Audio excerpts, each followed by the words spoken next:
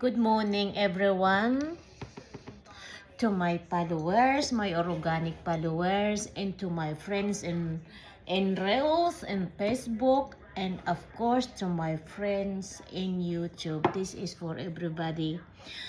So please, tapusin nyo yung video. Listen everyone, you have to finish this video.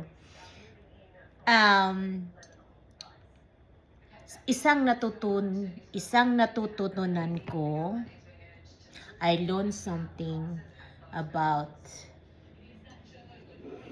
Reels or YouTube. Anyhow, I'm talking about the YouTube. Isa natutunan ko na ako kasi simula nung nag-YouTube ako, hindi ko kinulik ang pera ko. Pinabayaan ko lang doon. So medyo malaki-laki rin.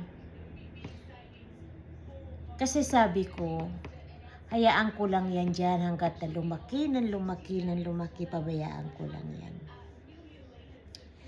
Anyhow, ang nangyari sa akin, di ko napansin na binigyan ako ni YouTube na ikulik mo na yung pera mo,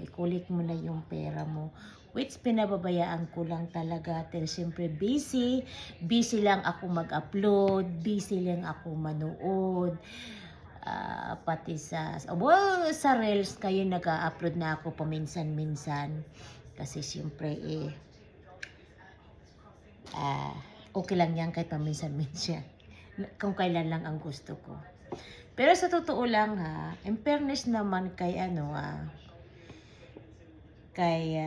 sa Reels, kahit pa paano, may kinikita pa rin ako doon paunti-unti. So ayan, advice ko lang sa inyo mga kaibigan, kapag sinabihan kayo na kunin na ninyo pera, i-transfer na ninyo sa mga account ninyo, ay kailangan ninyo gawin yan. Kasi ako pinabayaan ko doon. Kaya medyo nagkaroon ang problema ang YouTube ko. Nawala yung ads ng long videos ko. Nawala yung joint. Ano pa bang nawala doon? Yung joint, nakalimutan ko ano pa ang nawala dun. Pero bumalik na. Maraming salamat, YouTube. So, ayan, advice ko lang sa lahat, kung kahit saan kayo nag-upload ng mga videos ninyo, kung ano ang limit na sabihin sa inyo, kailangan na ninyo kulikin yung pera ninyo o i-transfer ninyo sa mga account ninyo, kailangan ninyo i-transfer. Kasi, para hindi kayo mahitulad sa akin.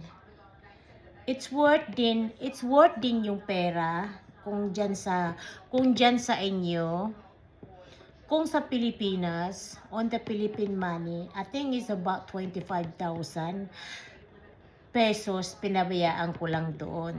So, anyhow, now is everything fine. It's in my account now. Nasa bangko ko na. Kaya wala nang problema. So, kaya guys, ganun ang gawin nyo.